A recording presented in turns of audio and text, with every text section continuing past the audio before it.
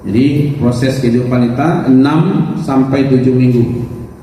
Nah, lalu di situ nanti ketika roh ditiupkan, barulah kita diambil perjanjian.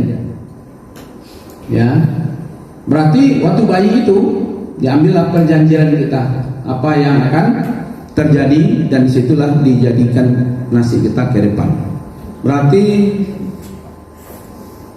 takdir kita seumur, berapa umur, berapa rezeki. Jadi tidak pernah tertukar tuh Bu, yang campainya Bu. Iya kan? Ketika ada dialog, ini menarik ini. Ada orang ahli ilmu ekonomi, tapi dia miskin. Ya, ahli ekonomi, tapi dia miskin. Ada kiai, ada buya, ada ulama yang selalu diminta doanya oleh umatnya. Apa-apa sedikit naik rumah, doa ustaz. Naik ruko, doa ustaz. Yang membangun rukonya jemaahnya, minta doanya, tapi ustaznya nggak punya ruko. Ada nggak seperti itu? Bangun rumah mau kalau kayak istana, ustaz datang ke ustaz, apa? Naik rumah. Kalau di ustaz kami ikut, ibu dari pakan kakurau situ. Sudahlah makan, membawa. Tapi yang ustaznya tidak punya rumah yang seperti itu, tapi doanya diharapkan. Artinya orang ahli ekonomi miskin, ustaz yang punya doa hebat, nggak kaya. Tapi orang percaya kan? Bukti percayanya tuh enggak, ini soal rezeki dulu. Kenapa ustaz itu tidak dikabulkan doanya untuk dia gitu? Iya kan? Artinya kenapa orang ahli ekonomi tidak sesuai dengan keahliannya? Harusnya dia kan ahli ekonomi, aslinya dia kaya kan? Ustaz ini kalau kabul doanya, kenapa tidak dia yang dimintanya dulu sebelum kaya? Kenapa tidak dia yang kaya?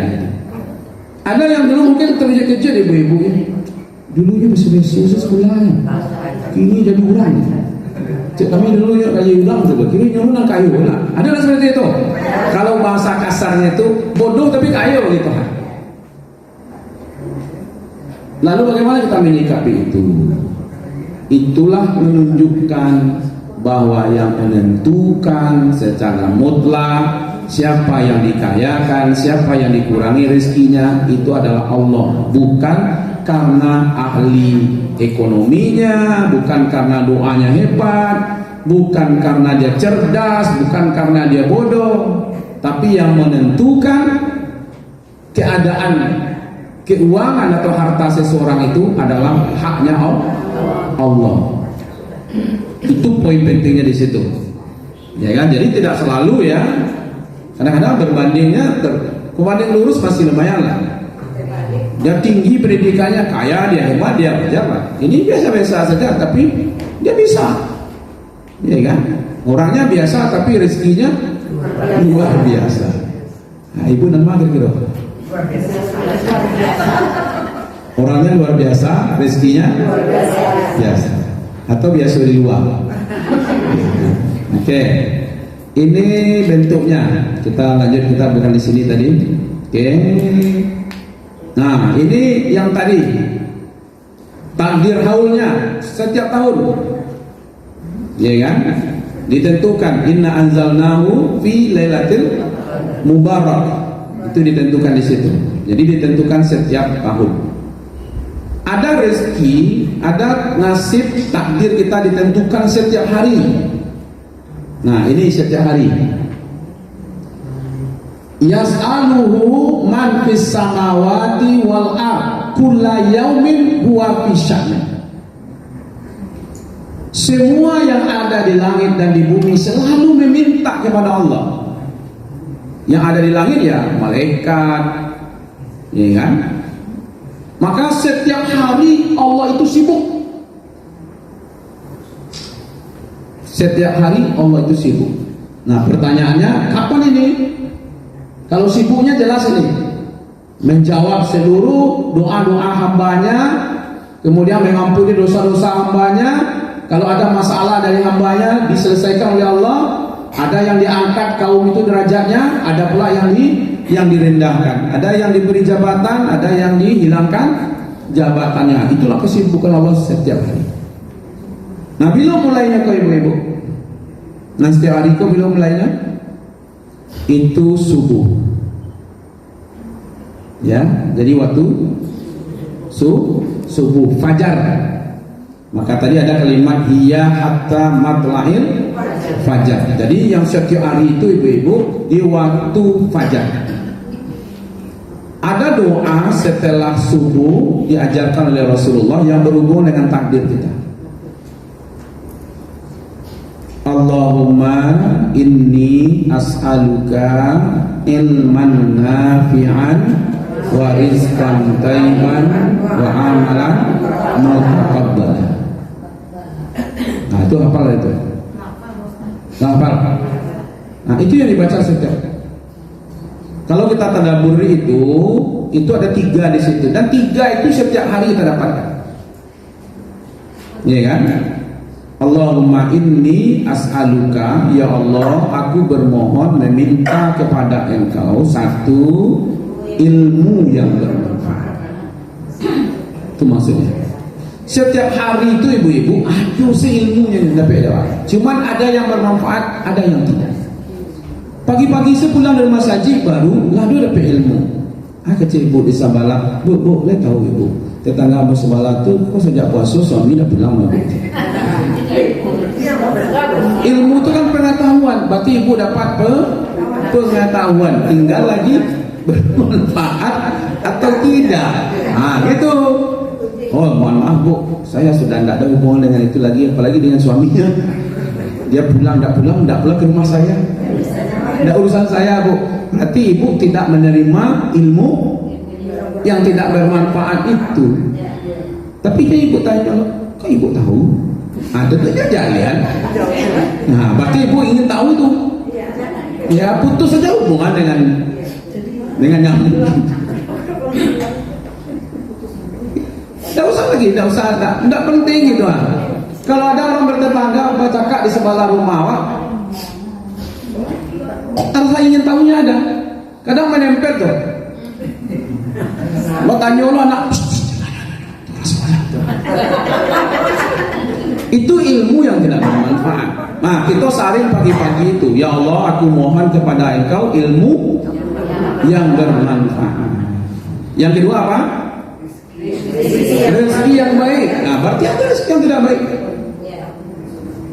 Ada yang halal, ada yang haram, ada yang buruk, ada yang baik. Kita minta. Jadi yang kita betul-betul minta itu adalah rezeki yang baik, ya kan? Baru amalan. Nah, kan kita ada tuh.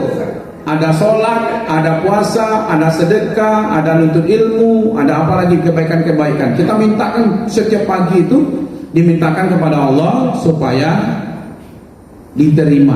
Ketika kita berdoa, di situ ditokoh palu tentang nasib kita 1 hari itu. Nah, kan pas tuh. Kalau nanti di waktu malam qadar kita pas berada di malam qadar itu, lalu di situ ditokoh palu nasib kita 1 tahun. Lalu kita dalam keadaan berdoa, maka nasib kita 1 tahun itu akan dominasinya nanti yang baik. Ya kan?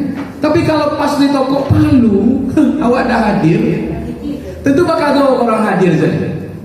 Ya nah, pas toko palu tu enggak ada orang hadir dah. Tentu bukan tergantung saja, serah-serah. Iya kan? Nah, inilah yang sebenarnya yang dimaksud di situ. Ada berapa tingkat tadi itu? Ada yang azali, ada yang ditentukan di waktu dalam kandungan, ada yang ditentukan apa tadi? 1 tahun, dan ada yang ditentukan setiap hari. Apakah itu bisa berubah? Ya bisa. Salah satu yang merubahnya itu adalah Allah. Kan kita tidak diberitahu berapa rezeki kita 1 bulan, 1 tahun selama hidup, tidak diberitahu kan? Ya kan?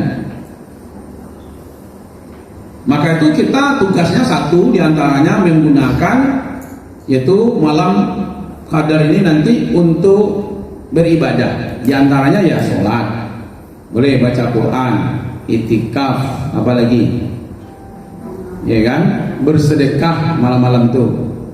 Nah kalau berdoa ini pendek doanya, Allahumma innaka afu, sesungguhnya engkau maha memaafkan, tuhibbul afwa, engkau menyukai, mencintai, ya kan, orang-orang yang pemaaf, suka itu. Fa'fu anni, maka maafkanlah aku, ampunilah aku. Maka itu ibu-ibu tidak boleh kita di waktu amal kita ditentukan dalam keadaan berdendam. Kalau bisa ibu-ibu memana sampai menjelang malam Qadar kok maafkan sajalah orang sana.